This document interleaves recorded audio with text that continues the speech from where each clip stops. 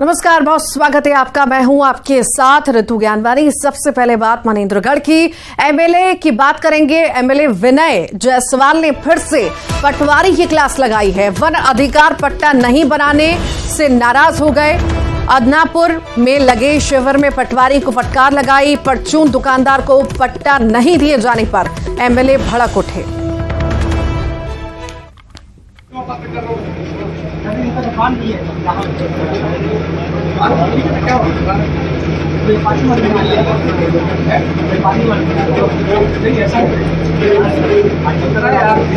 इतना बड़ा 10 करोड़ का पैसा है, उसका पर्चा कैसे बना?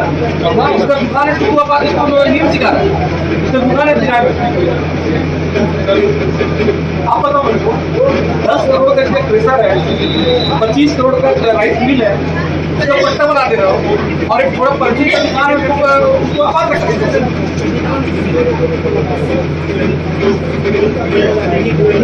बात करो, बात करो।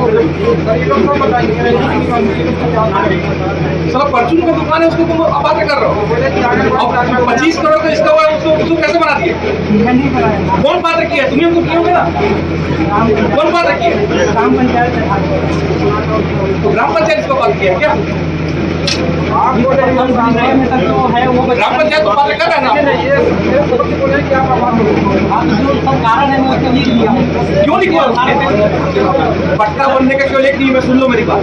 अगर वहाँ का पंचायत प्रमाणित कर रहा है तो तुमको नहीं रोकना है। कारण नहीं किया तो मैं रोक दिया। ये रोक सकता है क्या?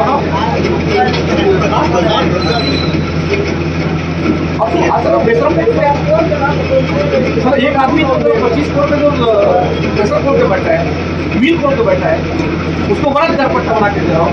बेचारा 4 किलो चावल और दाल बेच रहा होगा, उसको बात कर रहा हूँ क्या? आप तो ना बैठिए,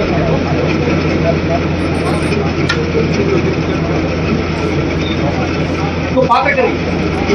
कांग्रेस की सरकार है, वो हमारे आदिवासी भाइयों की ऐसी सरकार है, हमारे पिछड़ा लोगों की सरकार है, हमारे अन्नदाता लोगों की सरकार है, और इस सरकार में काम हो रहे हैं। 15 साल जो पिछली सरकार थी, वो सब जितना भी आपका वन अधिकार से लेके, राजस्व से लेके, तिरंगा से लेके, सारे के सारे पट्टे निरस्त पड़े थे। कांग्रेस की सरकार बनी, माननीय यशस्वी मुख्यमंत्री भूपेश बघेल की सरकार बनी। सबसे पहले हमारे अन्नदाताओं का जो अन्न का पैसा है, हमारे धान का जो पैसा है, उसको हम लोगों ने 2500 रुपए किया, और लगातार 4 सालों से आप लोगों को 2500 रुपए धान का कीमत दे रहे हैं। श्योपुर से बड़ी खबर है। बाढ़ के बीच शिक्षिका की बड़ी लापरवाही सामने आई है। जान को खतरे में डालकर नदी पार की है। स्कूल से घर वापस लौटते समय बरसाती नदी ने रास्ता रोका। ग्रामीणों ने जान का जोखिम उठाकर शिक्षिका को उफनती नदी पार कराई। वीडियो में 2 ग्रामीण महिला शिक्षक को पकड़कर नदी पार कराते हुए नजर आ रहे हैं। कमर से ऊपर पानी होकर गुजर रहा है। इंदौर से बड़ी खबर की बात करेंगे। इंदौर पहुंचे पूर्व मुख्यमंत्री कमलनाथ। शिव महारुद्राभिषेक कार्यक्रम में शामिल हुए हैं। भगवान शिव का रुद्राभिषेक किया। कांग्रेस विधायक संजय शुक्ला आयोजन करा रहे हैं।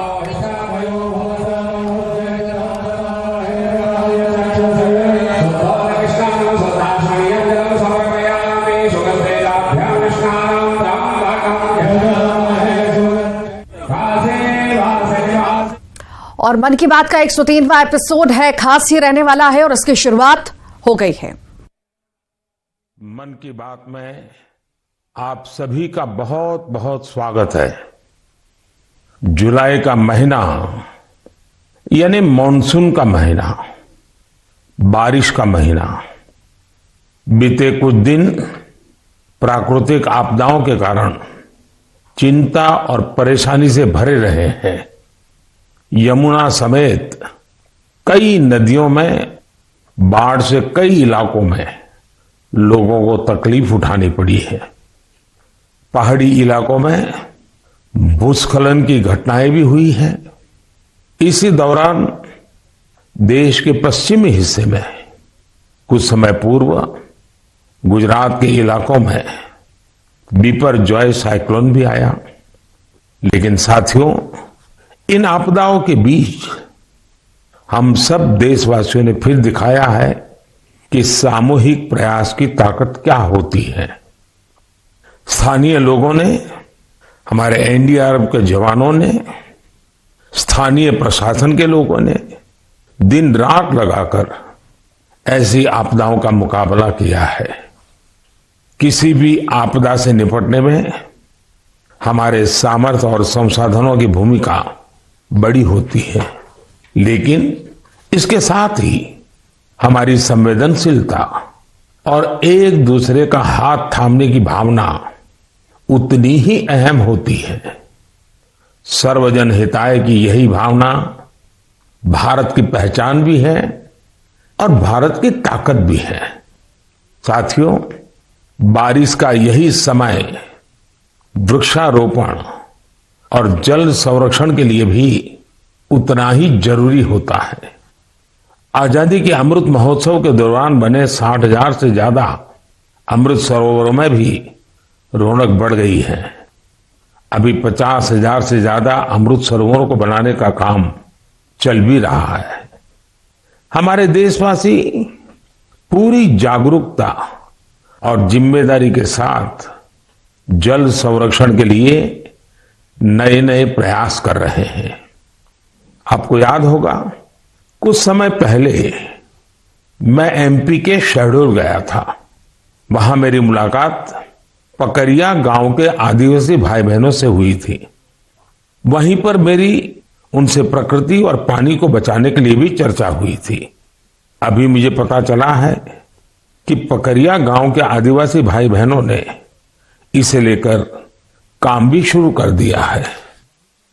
यहां प्रशासन की मदद से लोगों ने करीब 100 कुओं को वाटर रिचार्ज सिस्टम में बदल दिया है। बारिश का पानी अब इन कुओं में जाता है और कुओं से ये पानी जमीन के अंदर चला जाता है। इससे इलाके में भू जलस्तर भी धीरे धीरे सुधरेगा। अब सभी गांव वालों ने पूरे क्षेत्र के करीब करीब 800 कुएं को रिचार्ज के लिए उपयोग में लाने का लक्ष्य बनाया है। ऐसी ही एक उत्साहवर्धक खबर यूपी से आई है। कुछ दिन पहले उत्तर प्रदेश में एक दिन में 30 करोड़ पेड़ लगाने का रिकॉर्ड बनाया गया है।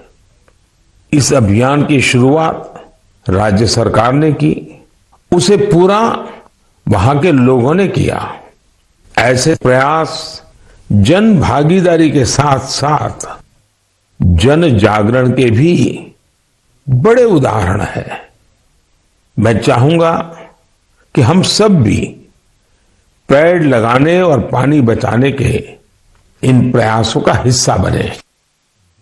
मेरे प्यारे देशवासियों, इस समय सावन का पवित्र महीना चल रहा है। सदाशिव महादेव की साधना आराधना के साथ ही सावन हरियाली और खुशियों से जुड़ा होता है। इसलिए सावन का आध्यात्मिक के साथ ही सांस्कृतिक दृष्टिकोण से भी बहुत महत्व रहा है। सावन के झूले, सावन की मेहंदी, सावन के उत्सव, यानी सावन का मतलब ही आनंद और उल्लास होता है। साथियों, हमारी इस आस्था और इन परंपराओं का एक पक्ष और भी है। हमारे ये पर्व और परंपराएं हमें गतिशील बनाते हैं। सावन में शिव आराधना के लिए कितने ही भक्त कांवड़ यात्रा पर निकलते हैं। सावन की वजह से इन दिनों 12 ज्योतिर्लिंगों में भी खूब श्रद्धालु पहुंच रहे हैं। आपको ये जानकर भी अच्छा लगेगा कि बनारस पहुंचने वाले लोगों की संख्या भी रिकॉर्ड तोड़ रही है। अब काशी में हर साल 10 करोड़ से भी ज्यादा पर्यटक पहुंच रहे हैं। अयोध्या, मथुरा, उज्जैन जैसे तीर्थों पर आने वाले श्रद्धालुओं की संख्या भी तेजी से बढ़ रही है। इससे लाखों गरीबों को रोजगार मिल रहा है उनका जीवन यापन हो रहा है। ये सब हमारे सांस्कृतिक जन जागरण का परिणाम है। इसके दर्शन के लिए अब तो पूरी दुनिया से लोग हमारे तीर्थों में आ रहे हैं। मुझे ऐसे ही 2 अमेरिकन दोस्तों के बारे में पता चला है जो कैलिफोर्निया से यहां अमरनाथ यात्रा करने आए थे। इन विदेशी मेहमानों ने अमरनाथ यात्रा से जुड़े स्वामी विवेकानंद के अनुभवों के बारे में कहीं सुना था। उससे उन्हें इतनी प्रेरणा मिली कि खुद भी अमरनाथ यात्रा करने आ गए। ये इसे भगवान भोलेनाथ का आशीर्वाद मानते हैं। यही भारत की खासियत है कि सबको अपनाता है, सबको कुछ न कुछ देता है। ऐसी ही एक फ्रेंच मुल्क की महिला है शार्लोट शोपा। बीते दिनों जब मैं फ्रांस गया था तो इनसे मेरी मुलाकात हुई थी। शार्लोट शोपा एक योगा प्रैक्टिशनर है, योगा टीचर है और उनकी उम्र 100 साल से भी ज्यादा है। वो सेंचुरी पार कर चुकी है। वो पिछले 40 साल से योग प्रैक्टिस कर रही हैं। वो अपने स्वास्थ्य और 100 साल की इस आयु का श्रेय योग को ही देती हैं। वो दुनिया में भारत के योग विज्ञान और इसकी ताकत का एक प्रमुख चेहरा बन गई है। इनसे हर किसी को सीखना चाहिए। हम न केवल अपनी विरासत को अंगीकार करें बल्कि उसे जिम्मेदारी के साथ विश्व के सामने प्रस्तुत भी करें। और मुझे खुशी है कि ऐसा ही एक प्रयास इन दिनों उज्जैन में चल रहा है।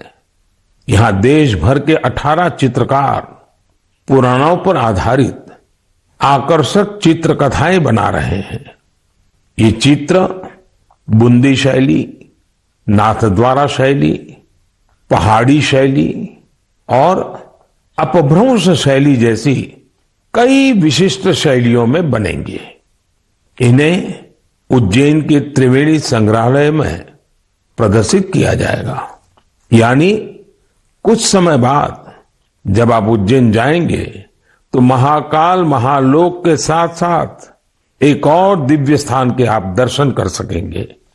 साथियों, उज्जैन में बन रही इन पेंटिंग्स की बात करते हुए मुझे एक और अनोखी पेंटिंग की याद आ गई है। ये पेंटिंग राजकोट के एक आर्टिस्ट प्रभात सिंह मोड़भाई बरहाट जी ने बनाई थी।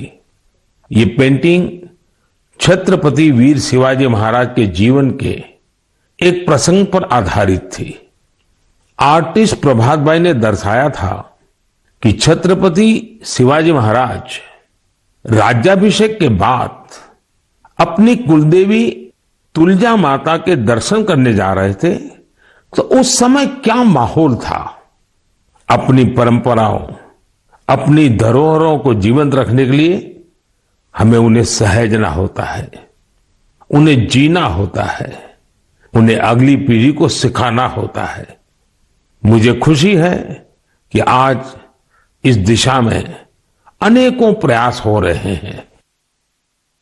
मेरे प्यारे देशवासियों, कई बार जब हम इकोलॉजी, फ्लोरा, फोना, बायोडायवर्सिटी जैसे शब्द सुनते हैं तो कुछ लोगों को लगता है कि ये तो स्पेशलाइज्ड सब्जेक्ट है, इनसे जुड़े एक्सपर्ट के विषय हैं।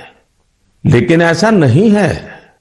अगर हम वाकई प्रकृति प्रेम करते हैं तो हम अपने छोटे छोटे प्रयासों से भी बहुत कुछ कर सकते हैं। तमिलनाडु में वाड़ावल्ली के एक साथी हैं सुरेश राघवन जी। राघवन जी को पेंटिंग का शौक है। आप जानते हैं, पेंटिंग कला और कैनवास से जुड़ा काम है। लेकिन राघवन जी ने तय किया कि वो अपनी पेंटिंग्स के जरिए पेड़ पौधों और जीव जंतुओं की जानकारी को संरक्षित करेंगे। वो अलग अलग फ्लोरा और फोना की पेंटिंग्स बनाकर उनसे जुड़ी जानकारी का डॉक्यूमेंटेशन करते हैं। वो अब तक दर्जनों ऐसी चिड़ियाओं की, पशुओं की, ऑर्चिड्स की पेंटिंग्स बना चुके हैं जो विलुप्त होने की कगार पर है। कला के जरिए प्रकृति की सेवा करने का ये उदाहरण वाकई अद्भुत है। मेरे प्यारे देशवासियों, आज मैं आपको एक और दिलचस्प बात भी बताना चाहता हूं। कुछ दिन पहले सोशल मीडिया पर एक अद्भुत क्रेज दिखा। अमेरिका ने हमें 100 से ज्यादा दुर्लभ और प्राचीन कलाकृतियां वापस लौटाई हैं। इस खबर के सामने आने के बाद सोशल मीडिया पर इन कलाकृतियों को लेकर खूब चर्चा हुई। युवाओं में अपनी विरासत के प्रति गर्व का भाव दिखा। भारत लौटी ये कलाकृतियां 2500 साल से लेकर 250 साल तक पुरानी हैं। आपको यह भी जानकर खुशी होगी कि इन दुर्लभ चीजों का नाता देश के अलग अलग क्षेत्रों से है। ये टेराकोटा, स्टोन, मेटल और लकड़ी के इस्तेमाल से बनाई गई है। इनमें से कुछ तो ऐसी हैं जो आपको आश्चर्य से भर देगी। आप इन्हें देखेंगे तो देखते ही रह जाएंगे। इनमें 11वीं शताब्दी का एक खूबसूरत सैंडस्टोन स्कल्पचर भी आपको देखने को मिलेगा। ये नृत्य करती हुई एक अप्सरा की कलाकृति है जिसका नाता मध्य प्रदेश से है। चोल युग की कई मूर्तियां भी इनमें शामिल है। देवी और भगवान मुरुगन की प्रतिमाएं तो 12वीं शताब्दी की है और तमिलनाडु की वैभवशाली संस्कृति से जुड़ी है। भगवान गणेश की करीब 1000 वर्ष पुरानी कांसे की प्रतिमा भी भारत को लौटाई गई है। ललितासन में बैठे उमा महेश्वर की एक मूर्ति 11वीं शताब्दी की बताई जाती है जिसमें वे दोनों नंदी पर आसीन है। पत्थरों से बनी जैन तीर्थंकरों की 2 मूर्तियां भी भारत वापिस आई हैं। भगवान सूर्यदेव की 2 प्रतिमाएं भी आपका मन मोह लेंगी। इनमें से एक सैंडस्टोन से बनी है। वापस लौटाई गई चीजों में लकड़ी से बना एक पैनल भी है जो समुद्र मंथन की कथा को सामने लाता है। 16वीं 17वीं सदी के इस पैनल का जुड़ाव दक्षिण भारत से है। साथियों, यहां मैंने तो बहुत कभी नाम लिए हैं, जबकि देखे तो ये लिस्ट बहुत लंबी है। मैं अमेरिकी सरकार का आभार करना चाहूंगा जिन्होंने हमारी इस बहुमूल्य विरासत को लौटाया है। 2016 और 2021 में भी जब मैंने अमेरिका की यात्रा की थी तब भी कई कलाकृतियां भारत को लौटाई गई थी। मुझे विश्वास है कि ऐसे प्रयासों से हमारी सांस्कृतिक धरोहरों की चोरी रोकने को, इस बात को लेकर के देश भर में जागरूकता बढ़ेगी। इससे हमारी समृद्ध विरासत से देशवासियों का लगाव भी और गहरा होगा। मेरे प्यारे देशवासियों, देवभूमि उत्तराखंड की कुछ माताओं और बहनों ने जो पत्र मुझे लिखे हैं वो भावुक कर देने वाले हैं। उन्होंने अपने बेटे को, अपने भाई को खूब सारा आशीर्वाद दिया है। उन्होंने लिखा है कि उन्होंने कभी कल्पना भी नहीं की थी कि हमारी सांस्कृतिक धरोहर रहा भोजपत्र उनकी आजीविका का साधन बन सकता है। आप सोच रहे होंगे कि यह पूरा माजरा है क्या? साथियों, तो मुझे ये पत्र लिखे हैं चमोली जिले की नीति माणा घाटी की महिलाओं ने। ये वो महिलाएं हैं जिन्होंने पिछले साल अक्टूबर में मुझे भोजपत्र पर एक अनूठी कलाकृति भेंट की थी। ये उपहार पाकर मैं भी बहुत अभिभूत हो गया। आखिर हमारे यहां प्राचीन काल से हमारे शास्त्र और ग्रंथ इन्हीं भोजपत्रों पर सहेजे जाते रहे हैं। महाभारत भी तो इसी भोजपत्र पर लिखा गया था। आज देवभूमि की ये महिलाएं इस भोजपत्र से बेहद ही सुंदर सुंदर कलाकृतियां और स्मृति चिन्ह बना रही हैं।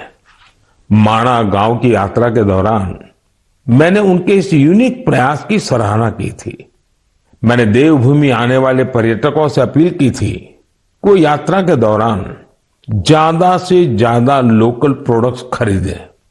इसका वहां बहुत असर हुआ है। आज भोजपत्र के उत्पादों को यहां आने वाले तीर्थयात्री काफी पसंद कर रहे हैं और इसे अच्छे दामों पर खरीद भी रहे हैं। भोजपत्र की यह प्राचीन विरासत उत्तराखंड की महिलाओं के जीवन में खुशहाली के नए नए रंग भर रही है।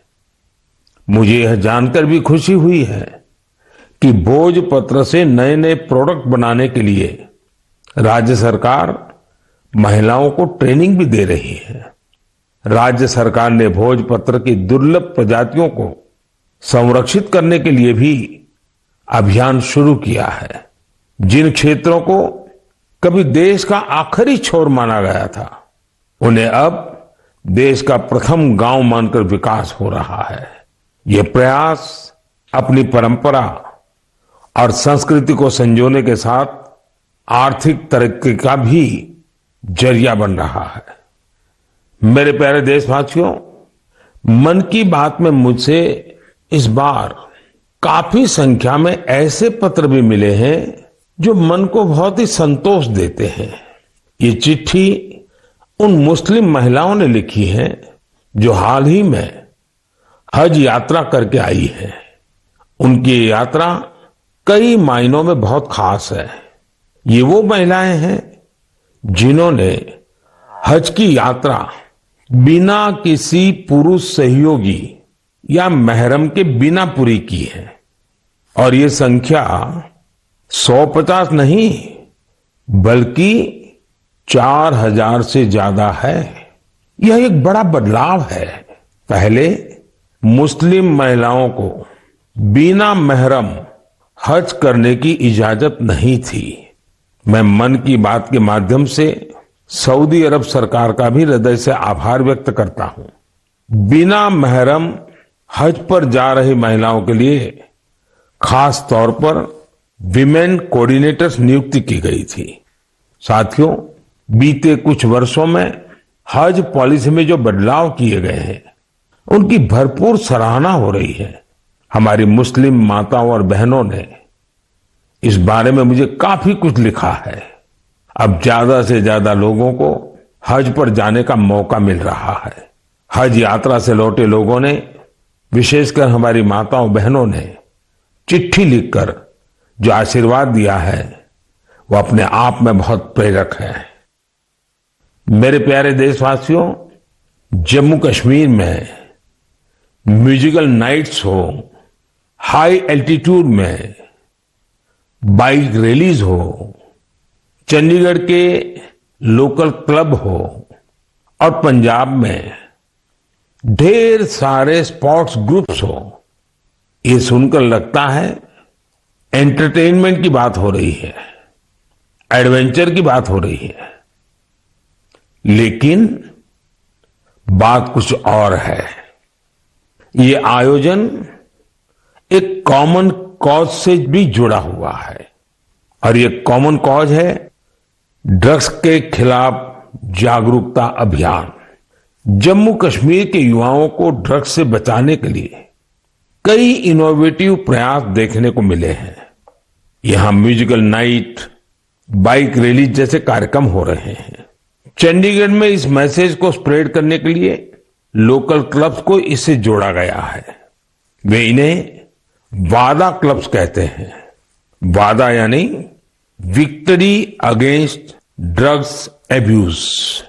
पंजाब में कई स्पोर्ट्स ग्रुप्स भी बनाए गए हैं जो फिटनेस पर ध्यान देने और नशा मुक्ति के लिए अवेयरनेस कैंपेन चला रहे हैं। नशे के खिलाफ अभियान में युवाओं की बढ़ती भागीदारी बहुत उत्साह बढ़ाने वाली है। ये प्रयास भारत में नशे के खिलाफ अभियान को बहुत ताकत देते हैं।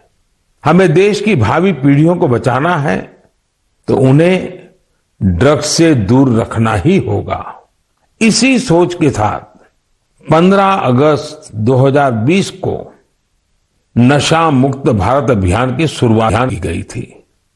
इस अभियान से 11 करोड़ से ज्यादा लोगों को जोड़ा गया है।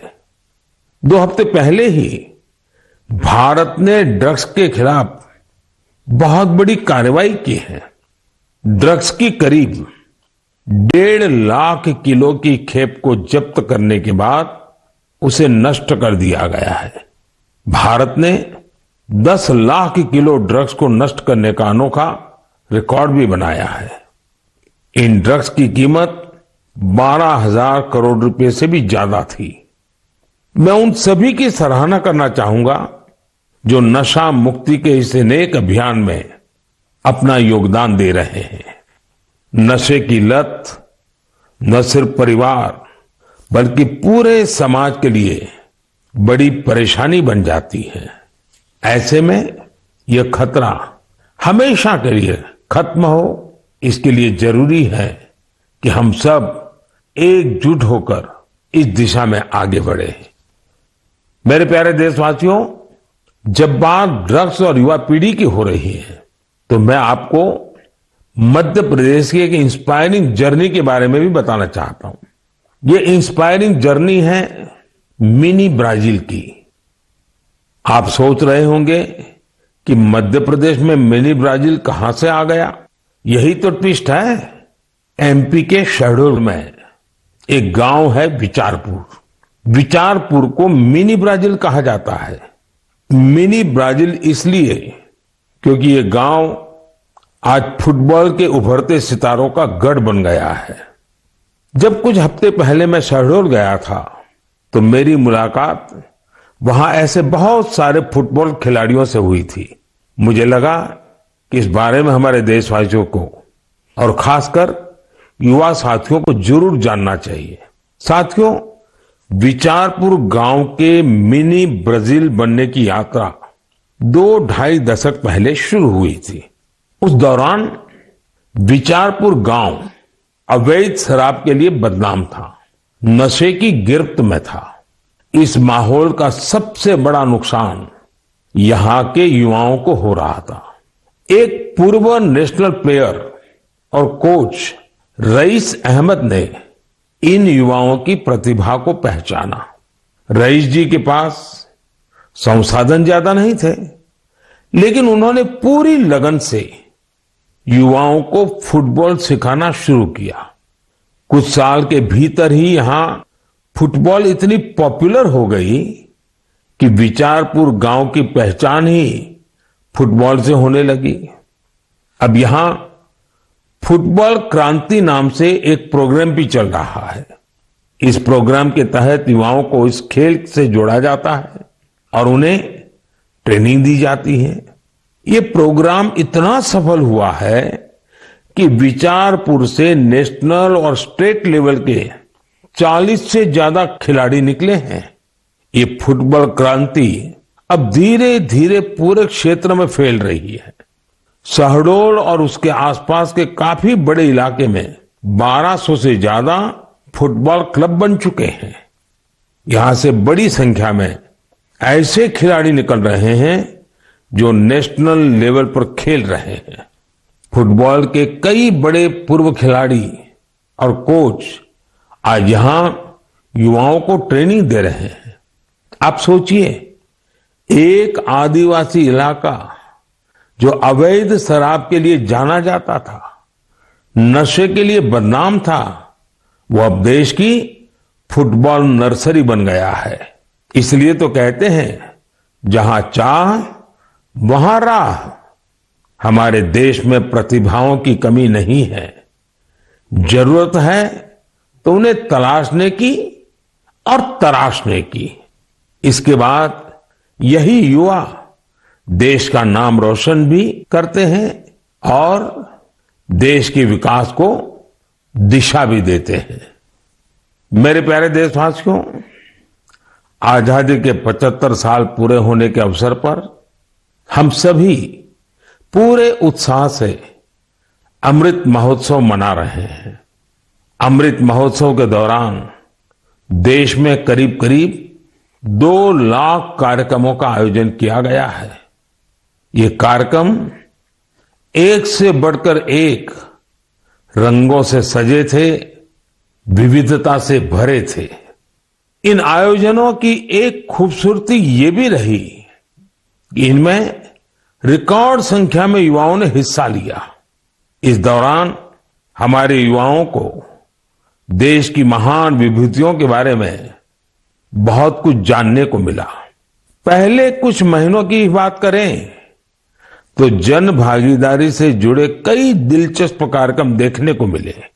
ऐसा ही एक कार्यक्रम था दिव्यांग लेखकों के लिए राइटर मीट का आयोजन।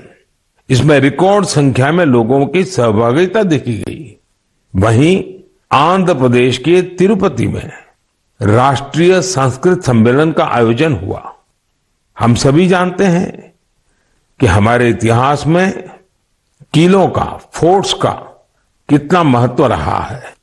इसी को दर्शाने वाली एक कैंपेन किले और कहानियां यानी फोर्ट से जुड़ी कहानियां भी लोगों को खूब पसंद आई।